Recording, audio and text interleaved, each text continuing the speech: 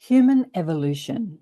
What is it all about? Will there be a day when every human being is psychic and we communicate telepathically and we can see into the human energy system, we can see auras, and we can work with the earth in a way that's sustainable so that everyone can thrive on planet Earth? I think so. We are in the practice for that. We're going to talk about that and more on ATP today on the United Public Radio Network and the UFO Paranormal Radio Network on 107.7 and 105.3 FM. Stay tuned. You got to accentuate the positive. I feel good. A little bit of feel good goes a long way. You're listening to Karen Swain, teacher of deliberate creation, accentuating the positive, showing you a way to a better life. Accentuating the positive, it's not just fad, it's sanity. Who in their right mind would accentuate anything else? If you feel like that's what you want to do. G'day, Karen here, accentuating the positive, expanding and awakening consciousness. And I'm so excited. I have such a special guest with me today, another Aussie, a fellow Aussie who lives just outside of Sydney, not too far from me, Judith Collins. Welcome to the show, Judith. Thank you. So Judith, we've brought Judith out of retirement. A few times I've had the gorgeous Samuel Chong on my show, who is a young man, a Chinese American, who speaks about the book, The Tai Uber Prophecy, which was a book Samuel, when he was young, wanted to know the meaning to life and what created life on planet Earth and who are we as humans and where did we come from. And he looked and looked and he found this book and it just changed his life, and he wanted to find the author.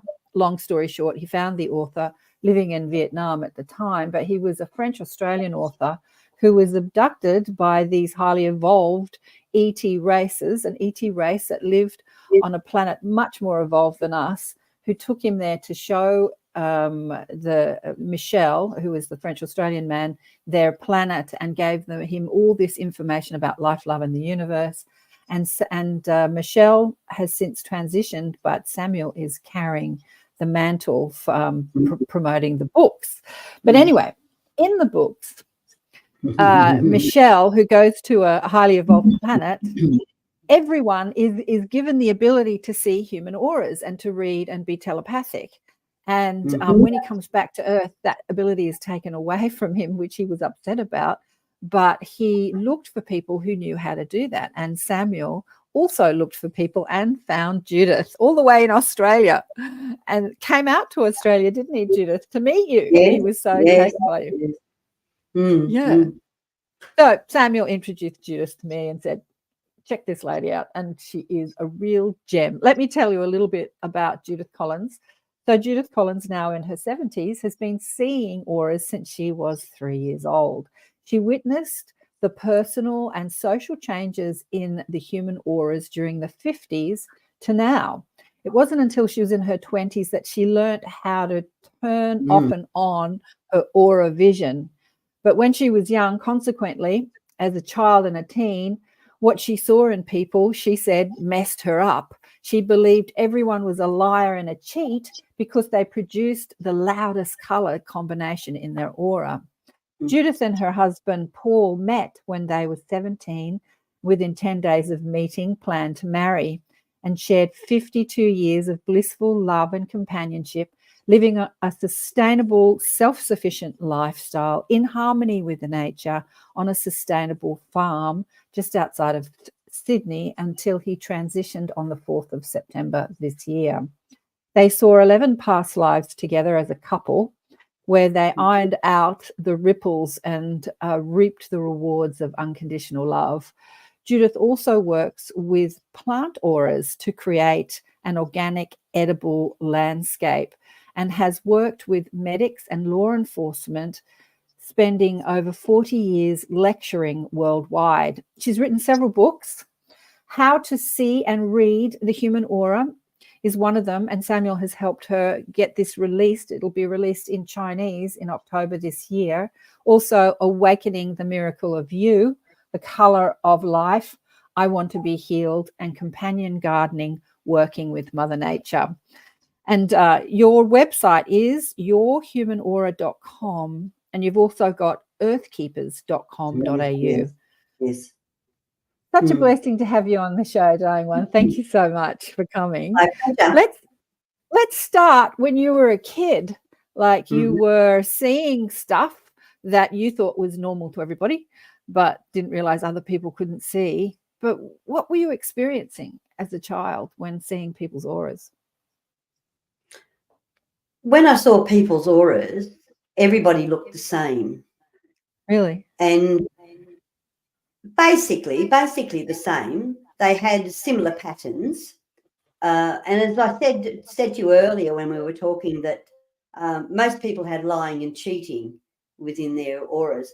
And my mother did a wonderful exercise when I was getting worried about it, that I couldn't trust anybody. I didn't know who to talk to.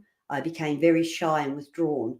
And my mother said to me, she said, "You look at me, darling, and do I have lying and cheating in there?" And she said, "Yes."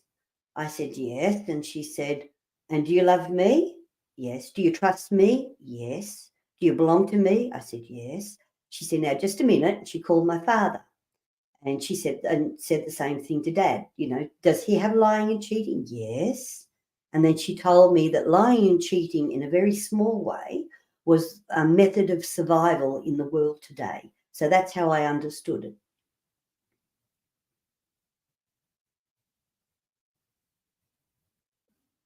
Sorry, yes. Yeah, absolutely. I'm even lying and cheating as I'm talking to you right now, because there are programs on this, StreamYard that make me look a lot younger than I actually am.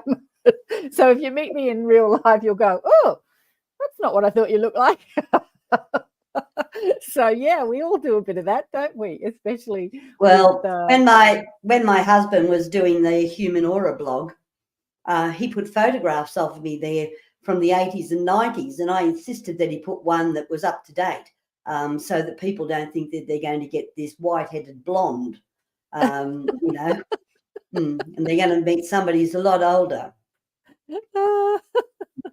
I But know we all do. I think the difference with me over the years, because it's been part of my nature, because I haven't done a course on it, seeing auras or accentuating chakras or balancing yourself and whatever, because it's something that I learned from just observing people, working with people, walking down the street, walking through shopping centres as a young child and as a teenager.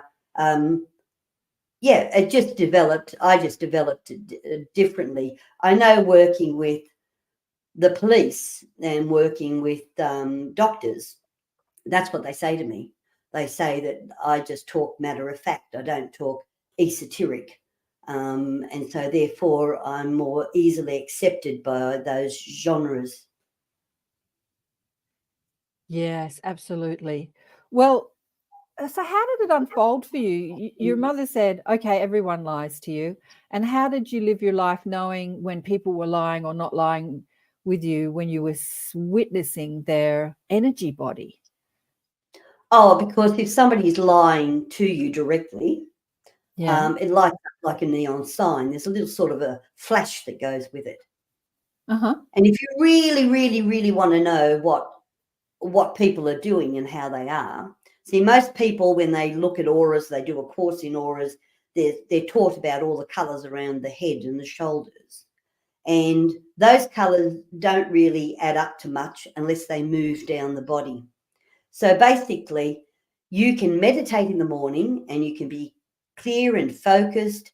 You can start planning what you want to do. You're working on spiritual development.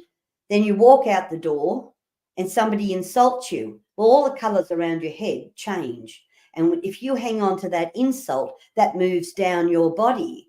And once it's moved down your body inside your aura, you're locked into that negativity. But if you dismiss it and you're still focused on your balance of meditation, then your aura moves into enlightenment. That's the difference.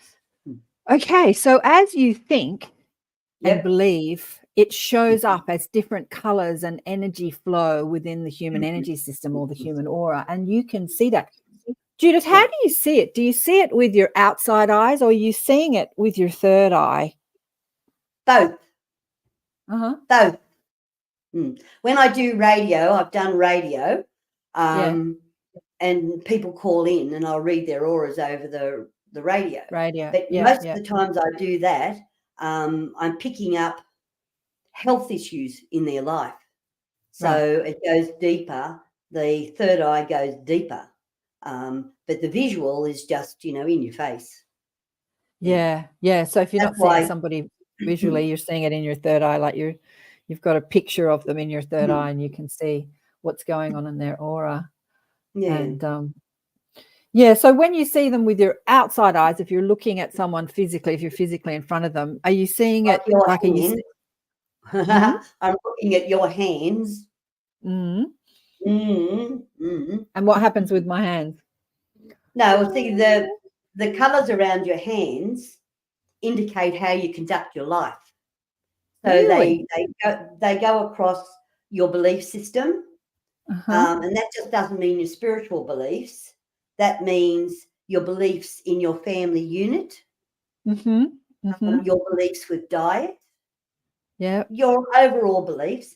But it shows how you conduct your life with strength. And if it's got burgundy in there, maroons, claret's the strongest colour you can get in a human aura.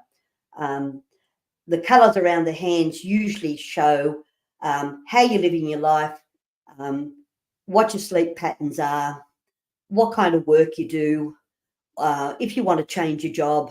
It's all of that. But the most important colour in an aura, if you want to know something about somebody straight away, immediately, you look at their feet. I'll give you an example.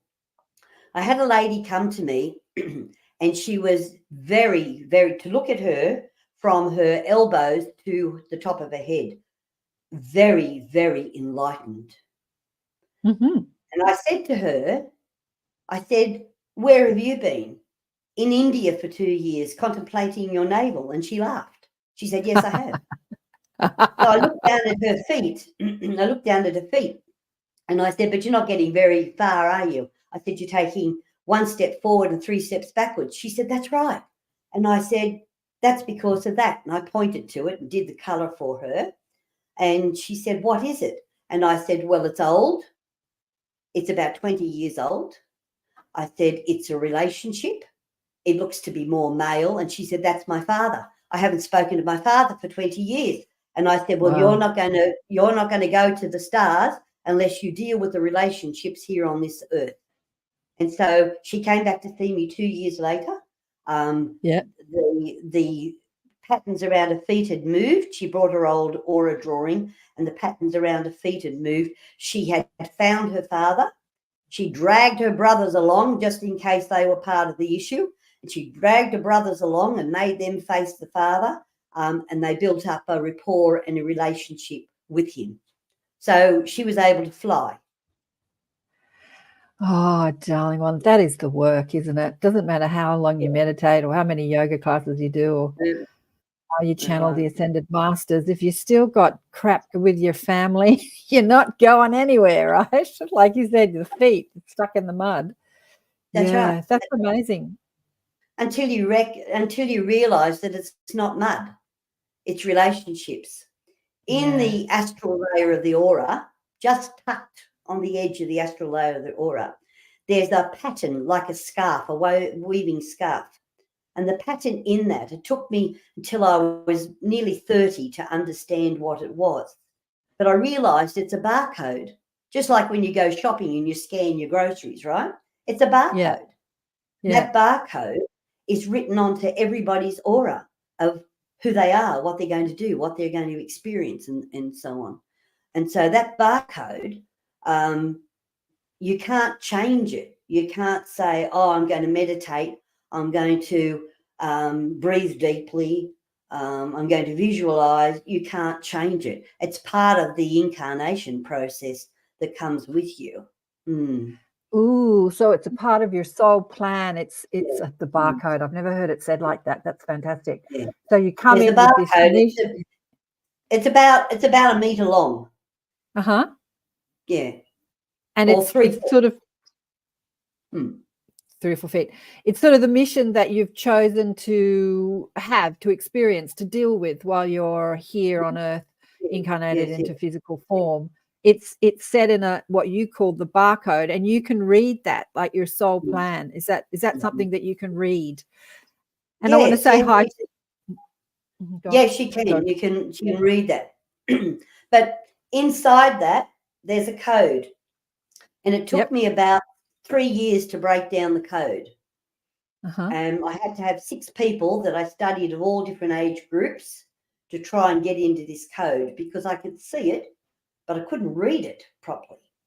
Anyway, I found out what it is. It's one code that comes with us, and that is be human. That's it. Be human. And everybody's running around trying to be spiritual and lacking in the humanity. So they're not dealing with relationships. Instead of they're running from broken relationships over to trying to enlighten themselves. To the But guru. it ain't going to work. It's not going to work. Yeah, it doesn't matter how many podcast shows you watch. Yeah, you got to deal with the relationships. Absolutely. Right. I want to say hi to everyone that's online. Hi, Josie. She's like, wow, that's really interesting. And Vladdy, he's loving this conversation already. Christopher, Penny, hey, Penny, how are you going? Yeah, the human aura. So you said in the bio that you, as a kid, you didn't know how to turn it off, but when you're in your 20s, you figured out how to turn it off. What did that look like? How did you experience that? What'd you do to make the difference? I went along to a lecture with my sister-in-law, who was training to be a homeopath, and she wanted someone to keep her company in the car. So I sat at the back of the room, and everybody's auras were in front of me. I was 27, I think, and I sat in the back of the room, and I thought, oh, I can't stand this. I just can't stand this. And when I got home, I said to my husband, what am I going to do? What am I going to do? I'm not going to go out anymore. I'm not going to walk in amongst people, just seeing everything. It's just, I can't think straight. And he said to me, get angry, throw it out the window. Well, I did. I said, I'm fed up with it. Get out. And that's all I've got to do. Now all I've got to do is I go out the front door and I just say, not today, not at the moment. And it's as simple as that. But I had nobody to teach me, nobody to tell me. Yeah.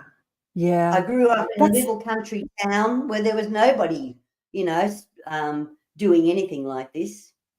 Yeah. Well, there's not, yeah, I mean, there's more now. There's a lot more now. But yeah, and when you were younger, even in the cities, there weren't a lot of people doing that. I think that's why Samuel was so taken with you, because he had read about this ability, and all the Sire Ubans, the ETs on the ninth planet. The book was originally called Abduction to the Ninth Planet, because it's a ninth category planet where these 9-foot-tall hermaphroditic humanoids are incredibly enlightened beings, what humans would call masters or ascended masters or whatever. They all have this ability. What an amazing society that everyone has this ability. So finding someone on Earth that has this ability was really exciting for Samuel. And I think that when you're living on a planet where everyone understands love and peace and unity, it's a lot easier. But if you're living on a planet, as you say, where people are lying and cheating and deceiving each other and hating each other, seeing people's energy fields and auras would be really difficult, would be hard. Especially as a child, because you don't understand life and you haven't developed any skills in relationships, only with your family.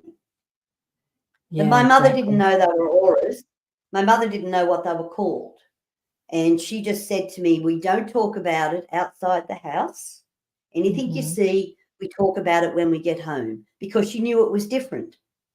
Wow, interesting. And she knew it was true, because my uncle came to visit. He was a truck driver, and he called into our house on the way home. And I looked at him, and I was only 4 at the time, she said. This is my mother telling me the story, not me remembering. She said I was only about 4 at the time. I walked up, put my hand on his stomach, and I turned to my mother and said, "Oh, sick, Uncle Jack, sick." Mm-hmm. Anyway, he died of bowel cancer. Wow. Yeah. Wow. Yeah. And you knew it. You could see it. There's some great questions here, actually. Susan, are aura photos accurate? Good question, Susan. When you Get an aura photograph, Susan. This is for Susan. Yes, they are accurate, but it's around the head and the shoulders. So if you want to invest a little money to see how your aura changes, get a photograph taken, then go back 15 minutes and get another one done, then 15 minutes and get another one done, and 15 minutes and get another one done. And they'll all be different colours simply because you're thinking.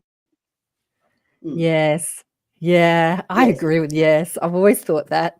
Yeah. Somebody was telling me recently, aura photos. And I'm like, yeah, not that they're not accurate, but they're only accurate for that minute that the photo's taken.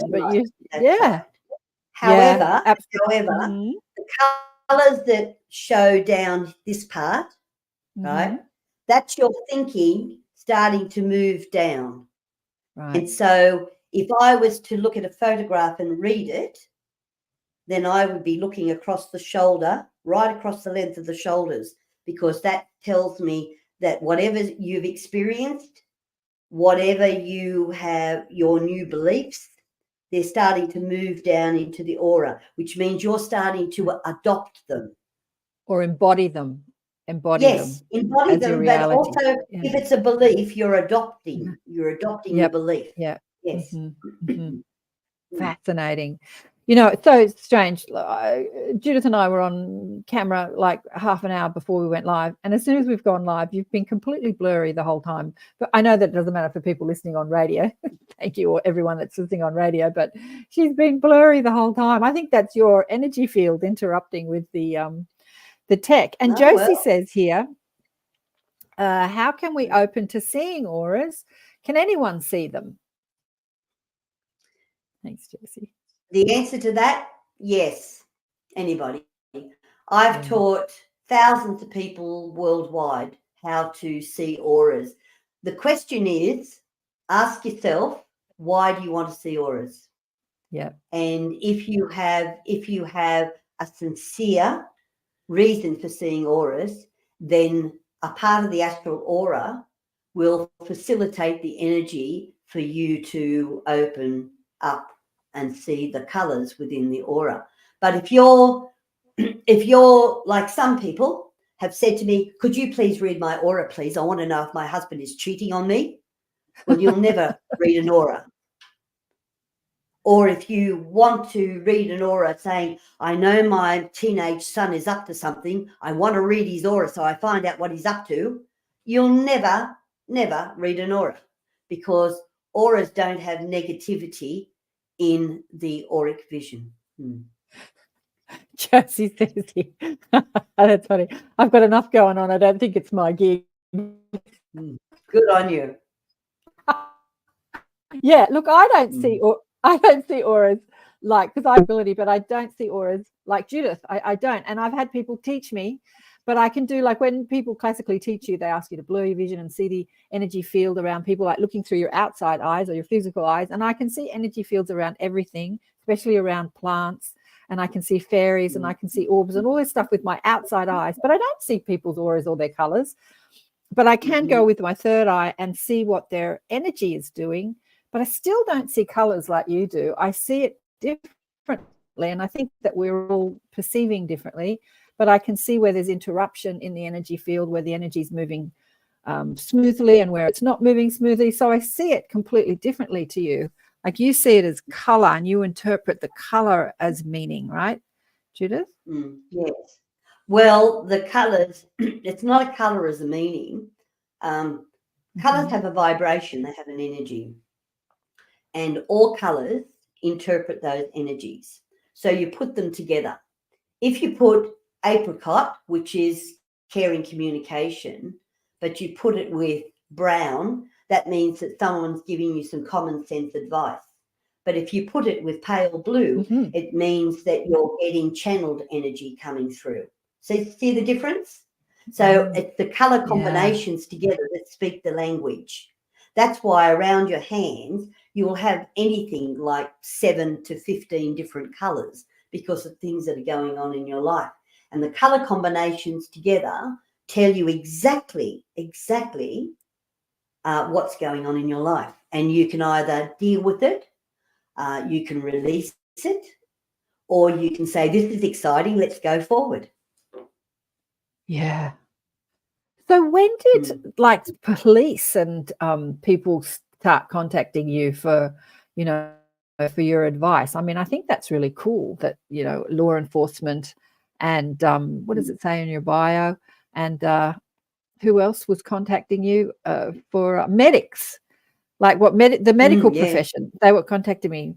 I know that you've got, Judith is like a wealth of stories. She's got so many stories, but yeah, just share one of the ones that, you know, the stories that you love. All right. Doctors invited me into a hospital. They put a white coat on me and I walked through the ward, geriatric ward, and they said to me, we're going to see Mrs. Well, just call her Smith, Mrs. Smith. She's on the first bed on the right-hand side. So walked in and the doctors gathered around the bed and they said to Mrs. Smith, well, this is Judith. Judith's another practitioner and she's just going to have a look at you. Yes, I was a practitioner and I was a technician. And so I looked at her and I said to her, I pointed to the groin and I said to her, how long have you had that pain down in the groin? It looks about 20 years old. And her husband said, oh, no, I think it'd be about 30 years old. Wouldn't it be 30 years old? And she said, yeah, I think it'd be 30 years old. And the doctors are standing around saying, what pain? Where? They had treated her and she'd been in and out of hospital several times. Never once did she mention that pain, simply because she'd had it investigated 25 years ago. And they told her that they couldn't find anything. Well, it turned out to be the cause of the issues that she was having now. And so the doctors, what, did a biopsy on it or operated in that area? I don't know what they did because I then left. I wasn't part of the final diagnosis, but I know they did give me the feedback that she was. They proceeded and she was fine. So how long ago was this, Judith? Was it recently or 2030s? 1992. Yeah, so it was a while ago. So how come, Susan says, thank you, how come they were open to this? Because most doctors are not open to any sort of psychic ability. Or how did you get in contact with medics that were open to this? What happened? Well, your statement there, if I can correct you, doctors are individuals. Doctors have individual beliefs. And so doctors know who they can share their beliefs with. So this group of doctors believed in past lives. They believed in out-of-body experiences, and they talked to me about all of that. One of them walked into a festival I was doing, and one of them came along to a public lecture. One of them watched me on television in Melbourne being interviewed and said, there's our lady. And so they contacted me and said, could you be at this hospital for us? And I went and, it was great. Wow, I had a great time. That's very cool. Oh, I love hearing those stories. And what about working with law enforcement? How did that come about? Law enforcement, I'll tell one story, because the little girl is buried not far from where I live. I had a sergeant of police call me and he said, you don't know me, but I've been told that I should consult you. He said, we've been looking for this little girl. She was 8 years old and we've been looking for her for now 2 weeks. And I said, do you want to know if the body is dead or alive? And he said, yes, we do. He said, because it'll change the places where we begin to look. And I said, well, that's all right. I said, just get a photo, put the photograph in front of you. And I said, and I'll read the photograph and you just say yes or no. And I said, right, the photograph's there, little girl, brown eyes, brown hair, orange top on. He said, that's right. I said, right, now let me tuned in. And then I said to him, I said, right, now, do you know this road? As you go down the road and down the hill, there's tracks going off, Miss 4. And then you'll see one that's got a bush leaning over it. Go down there. She's laying face down in a dam. And so later that night, the news bulletins were that she had been found. So that gives you an idea. Yeah. Yeah, so she was found dead. She was dead. Yeah. Yes. Yeah. When you And tune in like that. Mm-hmm. Yeah, go on. Other Go police on. work I've done, I can't talk about it, can't talk publicly about it. And one big project I worked on, I had 2 members of the Foreign Affairs Department come to my home, and I had to sign the Secrets Act.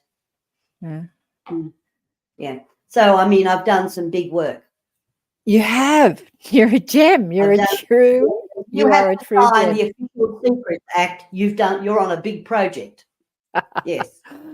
So, but these people were obviously open to this work. Did you bump up against police? No, they weren't. No, they weren't open. Okay. They tried everything, and somebody had said, "Give it a go." Yeah. Okay, so you had a few skeptics thinking, "Oh, this is going to be, this won't work," and you proved them wrong, darling. No, I don't think so, because I don't talk esoterically. I talk pretty down to earth. Samuel says to me, Samuel said, "You're so matter of fact, just so matter of fact." And I think the difference is because I've been doing it all my life. It's just like talking and sleeping, and eating. Yeah. Yeah. It's nothing. It's normal for you. Yeah, it's normal for me. And I never, ever looked at it as being special until I started to work with doctors to help people. Yeah, you know what? I think it's normal for everyone. We just need to reactivate, reinvigorate, reactivate the DNA that allows us to do it. But, when you do it, it feels so not special. I think that when you're thinking about how special it is, you think that when it's happening, it's going to be like bells and whistles and angels chiming, and I don't know what the hell people think. But when it happens, it's so normal. It's just like breathing or thinking, isn't it? Like when psychic abilities are happening, it doesn't feel very special. It feels just like thinking, imagining, thinking, feeling. If we have new mums, brand new mums listening, brand new babies. Exactly. What they can do, they hold the baby up to the throat chakra like that. Take 3 very slow, deep breaths. Put the hand over the back of the heart of the baby and hold the baby like that. Then they can blend their auras together. Now, the baby's aura is new and fresh, and it can stimulate the activity of the mother's aura and help to open her own auric vision. Yes, Shirley says like second nature. Josie's got another question here. Do you ever feel threatened or frightened? Does anything shock you? She says. That's a great question, Josie, especially when working with police and looking for dead bodies. No, I don't think anything shocks me anymore. I've been doing this for too long. Once upon a time, you'd ask those questions back in the 80s and the 90s, I would have said yes. But now I've been doing it too long. The other thing too, I've never shared with you, that I've worked in war zones, deliberately worked in war zones, volunteered, worked with the Red Cross. My husband and I have gone and we've worked with injured soldiers, terrified people. I've worked with groups of, remember back in the 1970s, early 80s, the Vietnamese refugees coming in, the boat people. I've done a lot of work with those. And you see within the aura, you see the torture. You see the bewilderment of leaving your language, your loved ones, and your country, your sense of belonging. You've left it behind. And you don't see what you don't see. And you don't see fear as fear or terror as terror. What you see is the strongest colour in the aura, and that's claret. When claret appears, the claret red appears in your aura, you have the inner strength coming from the astral layer of the aura, which is really strong. It's the one that allows you to explore life, right? Because when you die, you take all that exploration with you. It's your life experience. And so when the claret energy comes in and the astral aura's behind it, you'll overcome anything that you need to overcome and build a new life. Wow. So the claret red is depicting trauma, but it's also depicting strength. No, it doesn't depict trauma. It doesn't depict trauma. But you said, when claret energy appears in your aura, you are strong, right? Okay. But colours that are attached to it, if it was pale blue, you would say that you are now being able to astral travel. You are now channeling. You're into your higher self. You're able to flip back into past lives, if it was that. If it was claret red with apricot, it would show that you were possibly a psychologist or a psychiatrist. See what I mean? Right. It's the language of the colours. But their colour is attached to loss, heartache, broken. So it shows that it can power all of that forward. Wow, this is so fascinating. You are fascinating. I'd love to get you on Preston and Dolly's show, The Lightgate, because they are two extraordinary beings on planet Earth. I know a lot of extraordinary beings, having been doing this show for so long. But yeah, he both of them are conscious astral travelers. They remember all their astral adventures at night, and they're often, helping people cross over dimensions and doing all sorts of things. They're amazing. I'd love to know what you see in their auras. Yeah. Just to remind people that you're listening to Accentuate the Positive, Awakening and Expanding Consciousness with Karen Swain on the United Public Radio Network and the UFO Paranormal Radio Network on 107.7 and 105.3 FM. And my extraordinary guest today is Judith Collins. She's an Australian lady who lives just outside of Sydney on a sustainable farm. We're going to talk about that. We're going to talk about sustainability and farming. She's a wealth of information about all that. You could have 3 million podcast shows just on that. But also born a psychic who was able to see and read auras. So seeing auras and reading people, does that come with healing abilities as well, Judith? Or is it just the ability to read and then you formulate some plan of action to do the healing? Well, nobody ever taught me how to heal. Yeah. It was just one of those things that came. Basically, what happened to me, I think it was in the late 80s. I think it was the late 80s. I had a lady knock on my door. Now, I live on a dirt road, on a country road, in a country town, and 8 kilometres out of the town. So you've got to find me. But they ran a meditation group in Sydney, and they were trying to tap into a force, and they tracked the force down this vortex, and they were trapping it down. And so they decided that they'd get in the car, drive down to where they thought the vortex was located, and then they would get out, sit on the grass and meditate around it to try and find out where it was. And then they knocked on my front door and said, "You're it." And I said, who are you? And they came in and they said to me, "Well, you do these things." I didn't understand the words they were using. I didn't understand their esoteric language. And they said, "But you can do these things." And I went, "No, I don't do these things." And they said, "Yeah, but you can. And I said, "No, I don't." And my husband entered the room and he said, "No, because she doesn't want to do it. That's why she doesn't do it. She doesn't want to do it." Now, they got to my husband, talked to my husband and said, "We've got to get her out in public. She doesn't want to do it, but we've got to get her out in public. She can help a lot of people. Yeah. So they said to my husband, if you can't talk her into it, then what we've got to do is we've got to organise something where she's going to be, and we'll just confront her with it. And my husband said, no, I don't want to do that to her. You know, if she gets angry, she could blast the roof off the whole place. So what they did, they booked a stall at the Mind, Body and Spirit Festival. Yep. And got my husband to go in. This is the first year of the Mind, Body and Spirit Festival in Sydney. So that And would have been they over booked the 30 stall. years ago. That's right, over 30 years Yeah. ago, they booked the stall. Yeah. And I was supposed, they got my husband to print off all these blank aura outlines and get colour pencils so I could do all that, colour the auras in. I walked around. My husband said, look, I'm just setting this up. We're just here. Well, you just go walk around and have a look and whatever. And I did that.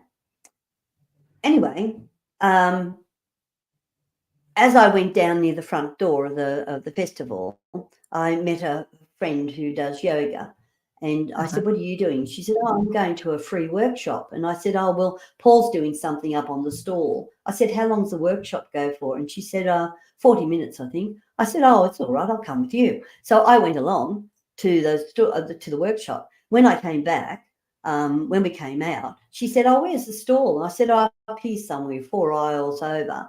We saw this queue a mile long, right, went from the front door right up to the stall. And she said to me, I wonder who's selling something up there. Let's go and have a look at who's selling. They weren't. They're on a queue for my stall. And and I walked in and the colouring pencils were out.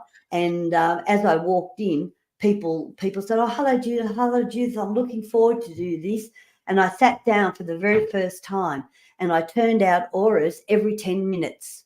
And people were absolutely ecstatic. I had one cheeky man who didn't believe he'd been dragged to that festival by his family, and his wife had just done Reiki training. And so she said, no, coming along. And while she was getting her aura done, he kept talking and talking and talking. And it started to irritate me. And I looked up and I said, if you don't keep quiet, I'm going to start telling everybody about the metal plate that you have in your head. It's been there for 16 years, hasn't it? And he went, ooh, ooh. He came back the next day and got his aura done. I love stories like that. I really do. I often wish So I got dragged into the arena. Yeah. Dragged, kicking and screaming. And what was Paul's part in all of this? Did Paul have abilities as well, or was he? Yeah, what was Paul's? No. No. I'll give you an example of, you were talking about astral traveling, right? Yeah. One night, my son was home, and he said to us, you got anything planned tonight? What are we doing tonight? And I said, well, I don't know. And Paul said, oh, well, I don't know. And I said, well, if you get the pillows out and get the quilts out and put them on the lounge room floor, I said, how about I take you somewhere? And my son said, oh, wow. I think at the time he was 19. And my husband said, yeah, all right. So they lay down and I was between them holding their hands. And so I lined up to leave and I took them with me. And so that was the first time they had ever been astral traveling. I lifted them up. Okay, so you took the whole gang. You took Paul and the kid. How many children do you have? 2? And Andrew. Yeah, I took Andrew. Just Paul and Andrew. Our son. He was the only one at home. He was a chef. And you took them out of their bodies. Yeah, took them out of their bodies. And did they, when they came back into the body, did they have full memory of that experience? Yes, they did. Yes. Yeah. And then I said to them, we came back in and I said, anybody want a hot chocolate? So we all went into the kitchen, had a hot chocolate. We're all sitting around talking about it. I took them to 3 different places. Where did you go? What places did you take them to? I took them to ancient Italy just to see the ruins. Wow. I didn't take them into a particular past life. I took them to see the ruins. Then I took them over and we went up the boulevard in Paris, and then I took them to a stone circle in the UK. Wow. Wow. So when you said you went to ancient Italy, did you go back in time? How did you do that? We went back in time, but I blocked out all the noise and the people so that they could see what ancient Italy, ancient Rome looked like without anybody screaming, yelling, being tortured, run down the street, whipped, and nothing. Wow. You are extraordinary. You just I'm amazed it's taken me this long to find you, and it had to come from somebody who lives in the States to tell me about you, and you only live like an hour and a half away from me. Right. Yeah, I bet you I bumped into you 30 years ago at the Mind Body Spirit. It was great back then. It's just turned into a big crystal shop with a few readers and some speakers and singers, but back then it was much more fascinating. It's become such a commercial venture these days. But so how did you know that you could at will move into your astral form and leave your physical form? Like, were you doing that as a child? How did you know that you could do that and that you could take people with you? Well, I'll answer that question in two ways. One, in the astral aura, it has everything you want to know about yourself. Astral traveling, past life regressions, family connections, all different types of work that you will do throughout your life, how it unfolds. It's all there. And it's all in that barcode for a start. Right. And the other way I'll answer your question is that you see ETs as masters or the ascendant. No. In the astral aura, because they connect through the astral aura, they're not. They're just wiser people, wiser beings. They don't see themselves as masters. They don't see themselves as ascendants. It's we who like to put them on a pedestal to show that there's something better than we are. But they're the first to say that we have chosen this human experience. Our souls chose the human experience. So they see us as the more enlightened because we're taking back a whole wealth of experience that they will never encounter. I totally agree with you. Absolutely. Yep. We are the masters. We're the ones choosing to incarnate into density and have to put up with all the, stuff that goes on planet Earth, and the lying and the cheating and the corruption and the negative emotions. I mean, the lying and the cheating is not everywhere. It's not. No. I mean, but we're the ones electing to have that experience, whereas they're having a more easier experience than us, because we're the one diving through density. Yeah. If you want to know how to enlighten yourself, it's quite easy because the barcode and telling you that you've got to have a human experience, that you're a human being, like being human being. I mean, two separate words, being a human or human being. You have to find a way around your own self-development as a character. So you have to be authentic to who you are. You don't have to pretend to be somebody else. What I saw in the changes of the aura as we turned to the change of the century was people were becoming more self-centered, more self-indulgent, and more attached to a big TV, a particular car, diets, regimes, gyms, memberships, football team, everything they're attached to. They're filling their life full of attachments. But in actual fact, that attachment is a false attachment, because the only attachment that we as human beings master is our tribe. And your tribe starts with mum and dad, brothers and sisters, cousins, aunties and uncles, grandparents, neighbours, school friends. There's your tribe. Yeah, the people you surround yourself with. Yeah, absolutely. Yeah. Oh God, I've got a million questions running through my mind as I listen to you, and then I forget them because another one pops in. But what are you saying here, Josie? Love that. Be authentic to who you are. What are you asking here? What if we're holding, I remember my question. What if we're holding frequency that feels overwhelming, yet we know we must serve with it? How do we get ourselves out of the way? So I think you've worked talking as a healer, a speaker, practitioner. If you're feeling overwhelmed, how do you serve others when you feel overwhelmed? Is that what you're saying, Josie? How do you get yourself out of the way? Yeah. I understand what she's saying. And we all have to do it. Sometimes as mothers, we have to get out of the way of our children growing up, teenagers growing up. But we feel overwhelmed by their needs or their demands.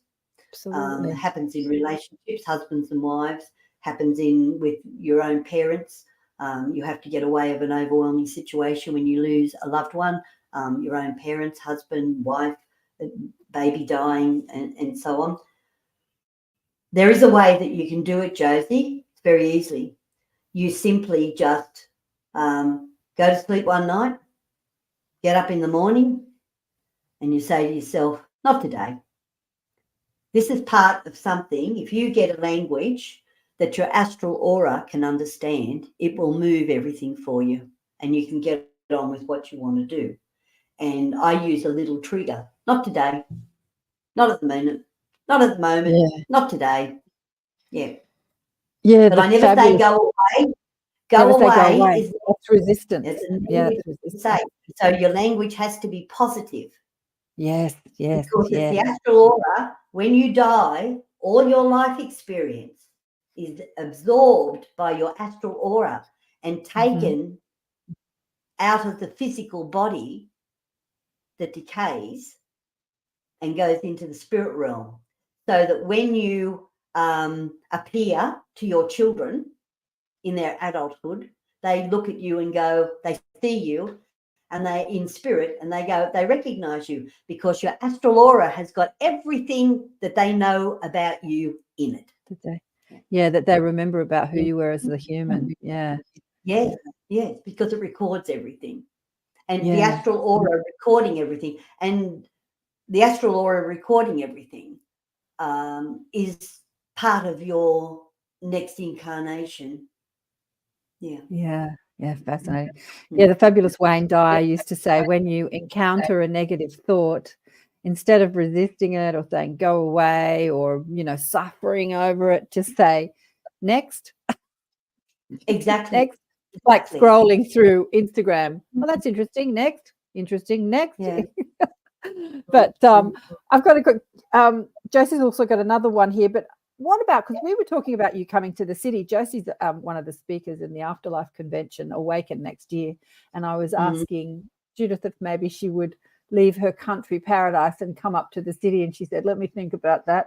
The big city, lots of people, lots of chaos. How does a sensitive or like deal in like a chaotic city experience? How do you turn it off and on? And when you turn it on, are you overwhelmed and overstimulated? Like, how does all that work for you, darling one? All right. If you live in a block of units, your aura is inside your neighbour's unit, apartment. Yep.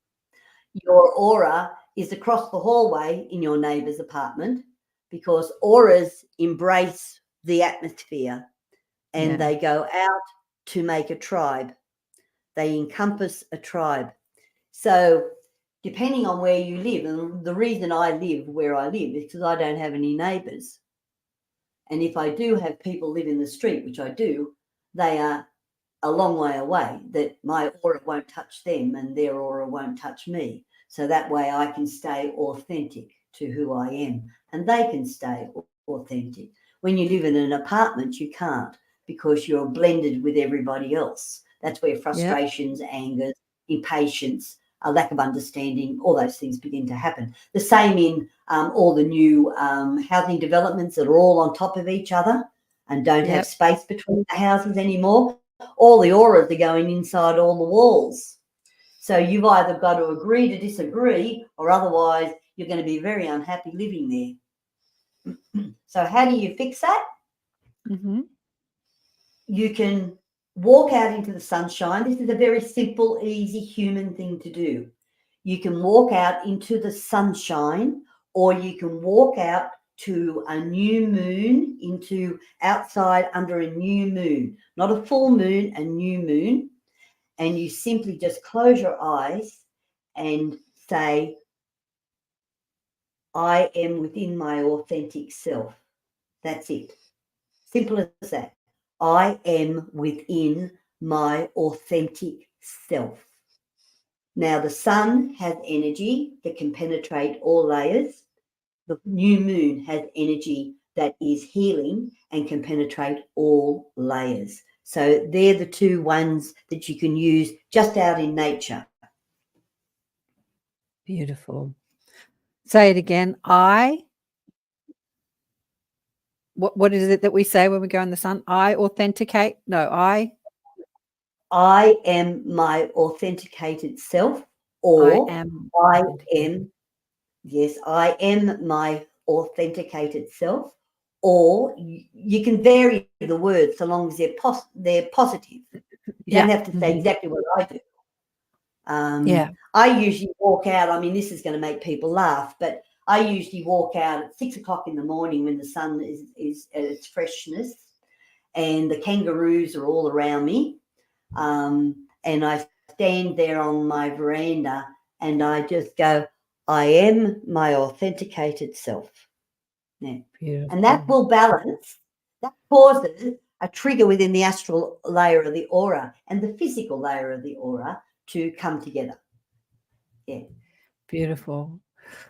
That's beautiful. I often tell people too that you have the ability to expand and contract your aura. Like if you're feeling over vulnerable and oversensitive and you feel people, trampling through your energy field and you're overwhelmed with all their thoughts and energy, you can sort of bring it in and wrap it around you kind of like a blanket and expand it. I find that when people like you, we had a perfect vision before we went live. As soon as you started speaking, I reckon your aura just expanded, and it's totally messed up the internet and you've been blurry the whole time because your expanded aura as you are giving to the audience, you're giving, but you can bring it in and expand it out and bring it in depending on what you want to do. You can have control over it. Often you don't have control because it's just happening. If you're frightened or if you're giving, or it's happening, but you can control it. You can bring it in. Josie also says here, if my light is big and it may be large too large for others to handle, how can we be comfortable embodying the light? Interesting question. The question that I asked Josie is, where do you believe this light to be? Yeah. Because the aura doesn't have a particular light. I mean, if you are embracing a soulmate, then there is a pearly sheen that shows the union of soulmates in a relationship, or a soulmate with a mother or a father. Soul families have that little glow, but it's only very small. It's the size of a pearl. So I want to know if she can explain what she understands to be the light, and I can answer the question. A pearly sheen. I love that. I have a friend who's a light worker. He's also a pearl dealer, and we've discussed the energy of pearl and when I first met him, he came as a client like 24 years ago, and I had this dream that I was standing, or I was having an astral experience. I remembered, and I was standing in this room that was just like being inside a pearl. I was just surrounded by pearl essence. Just it's the most exquisite energy, beautiful energy. And I read another book where they use pearl to make building materials in their homes on another planet, another highly advanced planet like Thiuba, like the Thiuba prophecy, but it was a different book. by, I think that was Elizabeth Clara's book, Beyond the Light Barrier. She went to another planet and she experienced a highly evolved civilization, and they used pearl in their homes. And so what do you see when you see the essence of pearl or in someone's aura? You said, what does it mean to you? It only occurs with soulmates. So if people are working with soul family, if you see one person by themselves, you don't see it. But when they're accompanied by a child or a parent or their partner, then you see it. It's ignited by two soulmates being together only. So, Judith, what's been the most extraordinary person or aura you've ever seen on a human? Easy. I can answer that question very quickly. Yeah. The most spiritual, blessed, holy, unconditional aura I have ever seen belonged to an 87-year-old woman in Melbourne, Australia. 87 years old, who since a child had belonged to her church, gone with her mother and looked after the homeless and fed the poor and tended to the sick. And she'd done this since a child. And at the age of 87, she was at home. She was cooking up meals.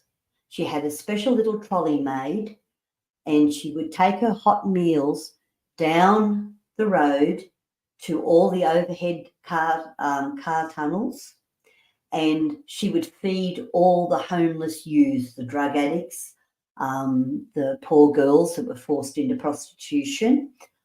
She would feed them all. She never felt afraid because they all protected her, because she was there every night of the week, 7 times a week. Every night of the week, she took them down their food. And she's had the holiest. I compared her to auras of Sai Baba and all these gurus, and she shone because she was being human on all the levels. Yeah. Yeah, that's so beautiful. I remember when I was a young mother with a baby at home, and I would be watching Oprah as I was at home with the baby, and there was a man who had been in a plane crash, and he was not anyone that thought he could see auras or even thought about it. But as he was escaping the plane and he saw bodies burning in the plane, he saw their light. Like he was in that, like, I don't know, in that near to death too, because he could have been killed, but he survived. But he said he saw the lights leaving their bodies, and he said some shone really brightly and some were really dull. And it made him think, I want to live the rest of my life so that my light shines. He didn't even understand that we had lights or consciousness or anything at that point. He was just a businessman in a plane crash, but he saw it. He saw as the bodies were dying. He saw the different lights leaving the body, some dull and some bright. And yeah, it impacted him for the rest of his life, and he lived the rest of his life completely differently in service to others because he wanted to have a shiny, bright light, especially when he died. That was his story. I thought that was amazing. Yeah, to have that shiny, bright light. When I was 9 years old, I went into a shop with a girlfriend and we bought ourselves an ice cream. And when we bought our ice cream, a big petrol tanker came through the wall of the shop. And so we were pinned up against the wall, and I watched the driver, his son in the cabin, and the shopkeeper burned to death. So that was an experience. I saw everything separating. Yeah. The only thing I got burnt was my feet. Wow. So what did you see? You saw the consciousness leaving the body, did you, at the time that they were dying? Yes. Yeah. And did you see it? Mm-hmm. Sorry, don't say that again. Yes, I've seen it separating children, adults, elderly people. Yeah. And do you see their light as bright or like, did you see what this man was explaining, the brightness of their aura or consciousness as it exits the body? It's different for different. It's different in every person. We are individuals as souls. We are individual. Yeah. And so how we glow, how we shine, what our light is, how we lift our consciousness, and our level of consciousness is determined by our individuality. We are true individuals. Yeah, absolutely. Carolyn says here, as I look into the sky, I can see tiny little translucent orbs like fireflies flying around everywhere. I see that too, all the time. What is this? Curious, she says. The energy that bounces around the universe, which is what we're talking about, comes down and we see it. And it's really just energy, little orbs of energy dancing around. And it's reflected by light against cloud. And basically that's what happens. Against cloud, did you say? Yes, against cloud. But what if you're seeing it? I see it like looking into the garden. I don't see it up when I look into the sky. I see it right in front of me, like little dancing lights, squiggly like fireflies everywhere, little dancing lights. That's just the energy of nature in front of you. Yeah, that's what I sit down very quietly and you just look about a meter above the grass, you will see it all dancing everywhere. Yeah, exactly. Yeah, she says she can see it everywhere. Yeah, let's get into the story of nature. I just want to remind people that you're listening to ATP Media, Accentuate the Positive, Awakening Consciousness with Karen Swain on the United Public Radio Network and the UFO Paranormal Radio Network on 107.7 and 105.3 FM. Streaming, syndicated radio, streaming all over the US and Canada, and we are on several platforms on the internet, including YouTube and Facebook and Twitch. We're on Twitch today and Rumble. And thanks for everyone who is tuning in. My guest today is the extraordinary Judith Collins. We're talking energy fields, seeing the human aura, but Judith has also lived and worked on a sustainable farm for how many years, Judith? 50? 52. 52 years you've been on the farm? And you work with the energy of nature. You see the auras of plants, and do you see the fairy kingdom?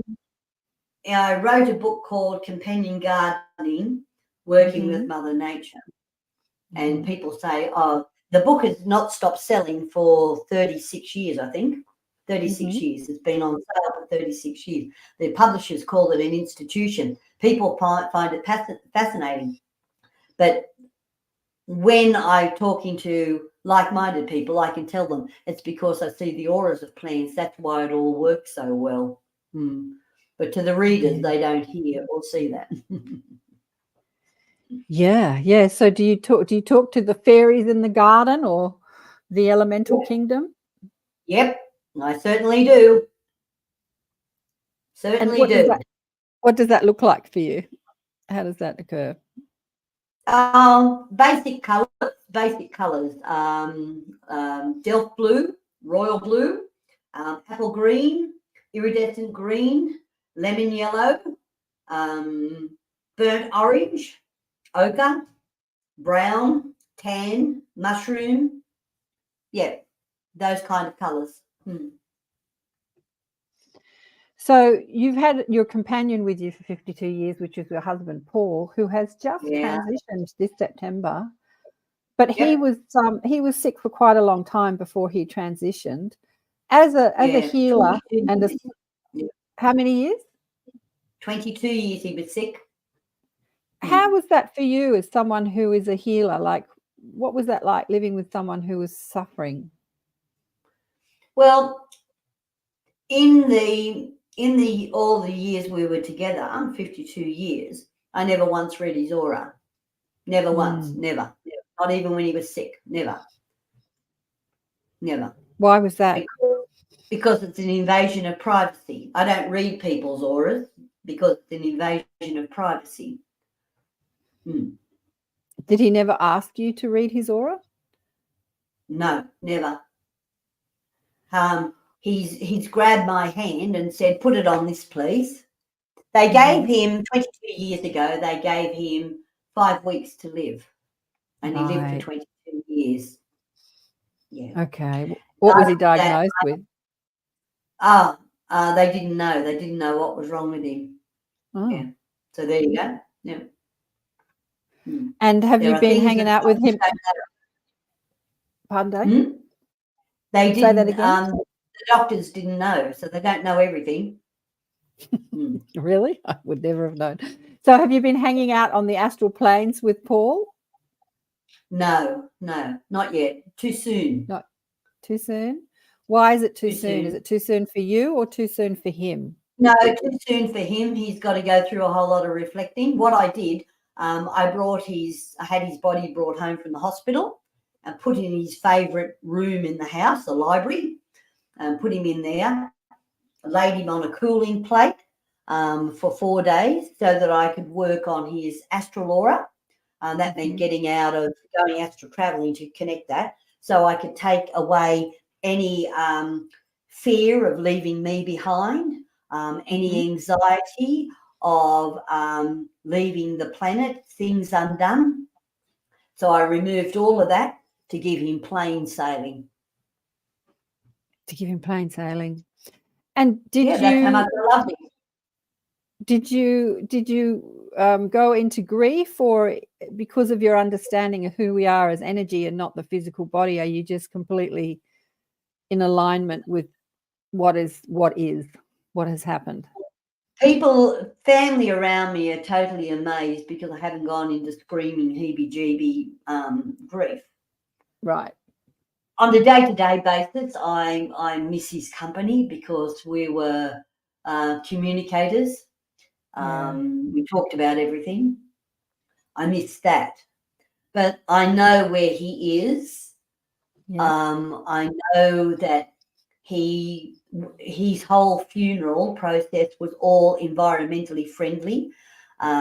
He left the house in a recycled cardboard coffin, whereupon I had bought all this coloured cardboard and cut out hearts so that family, friends and neighbours could write their message to Paul, a farewell. We didn't have a funeral. We had a farewell afternoon tea. They could write their message on the heart and then stick it onto the coffin. Then the next day, the coffin went for cremation. No impact of environmental hazards being processed in the cremation. And then his ashes came back to me. Our agreement was that when I go, I do the same thing. All our ashes are merged together, all mixed together. Then they're going to be mixed with some compost because a lot of human ashes don't have much nutrition in them for plants or the ground or the soil. And so they're going to mix with compost, and then they're going to be just not put on a tree or anything like that. They're going to be placed in a hole in the ground so that the earth and the grass can grow over the top. Yeah. Beautiful. Yeah. Judith and I were talking the other day about this, and she was telling me, and I said, yeah, I've got a real bee in my bonnet about beautiful trees getting cut down and turned into coffins so that it gets thrown into a furnace. I'm like, I want to be in a Hessian sack. And she said, no, you can't do that because all the liquids, flying out of your body when you're dead. And I'm like, oh, I didn't think about that. And you said that they wanted to line the cardboard with plastic, but you came up with an alternative plan. Do you want to tell people what it was? There is health and safety have regulations on it because of any disease that can break down viruses, bacteria and so on. And so they line it with plastic, but we came up with a better idea. We lined it with beeswax. And it got through. I thought that was brilliant. Yeah, I thought that was absolutely brilliant. Yeah. Well, we haven't got too long to go. I know there's a million stories that we haven't told today, which we can tell another day. But how do you see the future for planet Earth and people? Like, have you sort of looked into timelines? Have you put your consciousness in, like, where are we going? What's your opinion on all of that based on what you know? From what I've understood, watching everybody, We have to get hold of the people who were born between the year 20 and 24. They are the people who are not as strong, not as wise, not as experienced, and not as enlightened as the previous generations before them. Really? So Why? they could be our downfall because their auras show that they've got too many artificial attachments. They're self-indulgent. They are not independent because of all the attachments, and they don't facilitate hardships, and they don't allow themselves to be vulnerable. Vulnerable is how we grow. They try to empower over the top of the vulnerability, and that becomes a big problem. I'm not saying everybody, but there's a great big bank of them. They follow influencers, pop stars, footy teams, and all of them become attached, can become aggressive. Yeah. But isn't that just youth? You're talking about people who are between, 0 to 24, 24 years old. Yeah. But isn't that just youth? Aren't we all selfish, hedonistic, egocentric people? And until we're around 24, 25. No. Egocentric has risen. Vulnerability is reduced. Sensitivity in an emotional way has risen, but not in a spiritual way. Yeah, it's true. Emotional. Yeah. That's right. Absolutely. And with that comes frustration, anger, and so on with that. A lack of wisdom brought from elders, that hasn't come forward. We know what we're doing. We know best. You're just too old. You're too whatever. We've got the new way and so on. All of it's come from a tribe where we take our wisdom and we bring it forward. Then we put our interpretation on that wisdom and we move it forward even further. We've got a generation who aren't putting their interpretation on the wisdom and moving it forward. Yeah. And that's in so many areas. It probably is. But I have to say, my experience having showcased New World teachers for like 25 years, when I was in my 30s, I was completely alone in this conversation. But I see the younger generation really stepping up to the plate and wanting to have this conversation, wanting to expand their enlightenment, their psychic ability, and having really psychic abilities and sensitivities. I see so many more young people. You look on the internet now and you see so many podcast shows with the younger generation talking about this. And I get a lot of people reach out to me who are, in their 20s and 30s. So I see an expansion in consciousness. But Karen, I'm talking about the wider world. That's a select group of people. You reckon I'm in a little bubble? Yeah, that's right. That's right. It's the others. Well, hopefully the bubble is getting bigger and bigger and bigger. I see it getting bigger and bigger and bigger. So, they're influenced. We are all influenced by others, especially when we're young. And hopefully the younger generation can be influenced by the ones who are on a spiritual or enlightenment journey or expanding consciousness. Yeah. So you haven't. Go on. I have faith in future generations. Yeah. But always in the bubble. That bubble has to be stronger, brighter to overpower the rest. And I don't mean overpowering in a dominating way. I mean spreading its energy. And Judith, what would you like your legacy to be? I know that you've written all these amazing books, which is a part of your legacy, and you've got this incredible sustainable farm teaching people how to be more sustainable on planet Earth and work with planet Earth. But what would you like people? What would you like to leave people with as your message to the world? Well, in November 1969, I learned about climate change, and Paul and I stopped the world and we got off. And we didn't consume from supermarkets. We didn't do any of that. We grew all our own food. We then turned to teach people all around the world how to be sustainable, self-sufficient, how to be self-reliant, how to be self-empowered, and how to connect to Mother Nature. Connecting to Mother Nature is part of our human being, is a spiritual being. And so right now, our legacy, Paul that has passed away, our legacy sits in the Ukraine. It sits in Russia, it sits in Iceland, it sits in Norway, it sits in Finland, it sits in Sweden, it sits in Denmark, it sits in Japan, it sits, you're getting the message? We've taught people in all those countries and in America, all over America, and in Canada and New Zealand and in everywhere else, Italy, you name it, how to be sustainable and self-sufficient. All of those are making an environmental sustainable impact for Mother Earth within their own countries. They're embracing their own community. They've got community networks going. And this is the legacy, because it's the legacy of being a human being. Yeah, well said. It is the legacy of being a human being. Leave the earth better than when you found Yes. it, when you leave. Yep. Yeah. Yep. That's what they're all doing. So what Yeah, can we've people been- do who live what can people Yep. do who live in a big crazy city to be more in tune with Mother Nature, who are shopping in supermarkets and throwing masses of plastic into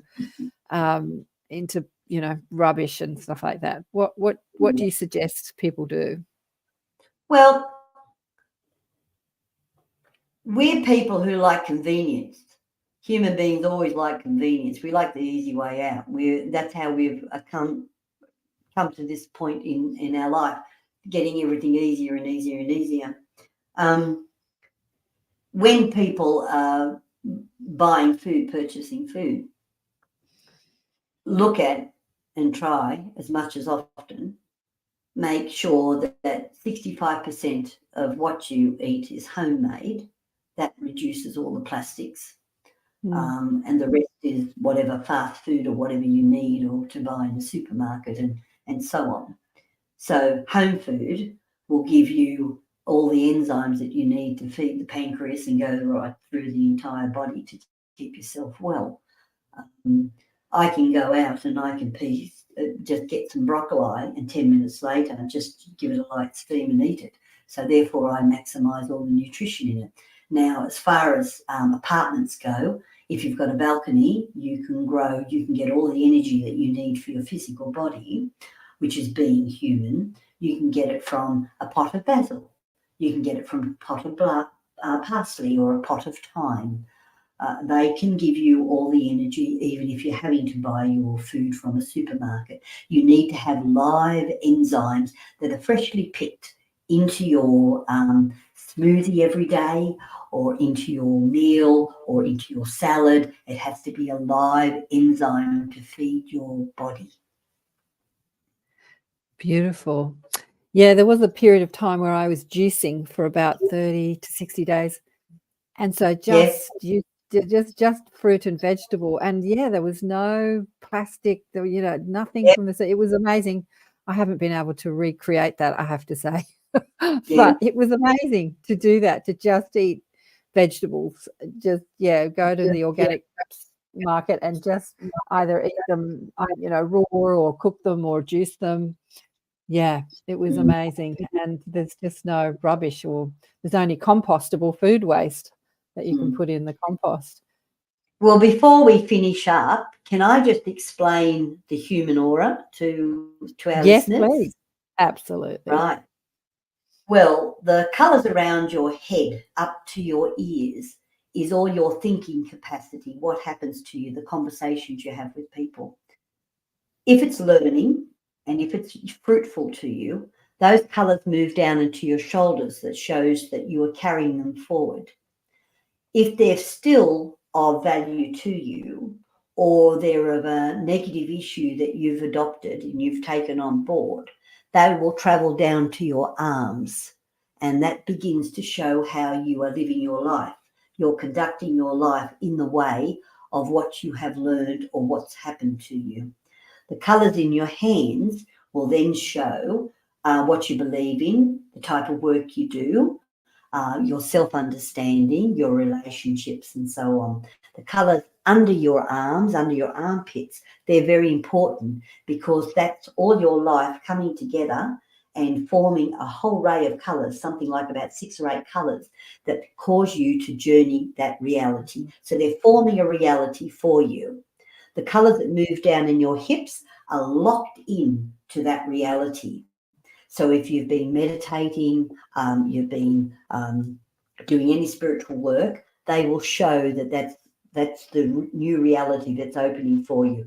But if you've been locked into negative relationships and you hate your job and money is down, it will carry that stress forward. So you need to work on how to enlighten yourself from that stress. So the colours down your legs then show you how you are traveling forward, and they will be a pattern of 3 to 6 months. So they're very important colours. When we get down to the ankles and we get down to the feet, that shows, that mix of colours there show what you are standing in right now. Are you walking in a bog? Are you walking in love? Are you walking in change? Are you walking in personal advancement? Are you walking in financial stress? Are you walking in new ownership? It will show all of those colours. So that tells you where the colours are, what they're saying, and what they mean in all different parts of your aura. Yeah, you're amazing. But you have been in retirement for quite some time now. I think that I've brought you a little bit out of retirement, putting you on the show today at Samuel Chong's insistence that I had to meet you and share your gifts with the world. So I suspect, Judith, you don't want people reaching out, for readings, do you? I don't know. Do you? No, I mean, the whole thing is that I'm a single person. Yeah. When I get 500,000 readings to do, I can't possibly use my 24 hours, 7 days a week to do them all. So I suggest that people want to know all these things, they can get onto my blog, yourhumanaura.com, and that's one way. People can read your book through that. Yeah. They can read the Human Aura book. They can download that off Amazon if they want a digital copy. So that's basically it. I was only in retirement because I've been caring for my husband for 22 years. Right. But I've now come out of retirement because of the book going into the Chinese language. And now that I've got it, the first time ever, I've now got a blog. I've now got a blog on the Human Aura. So I think I'm out of retirement. She's cooking with gas, this gal. I've absolutely loved talking to you, Karen. You're a wonder. Well, darling one, you are you just, I've been doing this for a long time, as I said, and there are a handful of people who just rock my world and, rock the boat, and you're one of them. You really are. You are such a pearl, a gem on this earth, and thank you so much for being here on planet Earth. I'd love to know what planet you come from. We didn't even talk about you and the ET, talking to your extraterrestrial tribe, but maybe we can talk about that another time. Yep. But Vladdy's in Germany. He's like, thank you both. It was a fascinating conversation. Susan, thank you. Carolyn, thank you. Thank you, Judith. Big love, sending you big love from everyone. And thanks everybody that's been listening and watching. And if you want to find out more about the show, go to karenswain.com. Or if you have some comments or suggestions, send me an email on the contact or connect page. And I'm going to have Judith back. I'm booked out this year. We're a busy year, but I'd love to see you in Sydney talking at the conference next year. We'll see if we can make that happen. If you deign to come to the Big Smoke with your, I might come to the Big Smoke. I'm sure a day won't kill me. Anyway, I wish everybody peace in themselves. So you're happy to get to sort of leave your sustainable paradise and come to the Big Smoke? Yes. Beautiful. Big love to you, Judith. Thanks so much for being on the show. You are a true gem. And thanks, everybody, again for listening and watching. And we'll catch you next time. I think next week's show might be a recording because I'm going to be away, but I still haven't decided on that. But I think I'm going to upload a recording for the show. But, yeah, we've got lots of fabulous people coming up, well, from here on to the end of the year. Love you all. Big love. Bye for now. Bye-bye. Bye.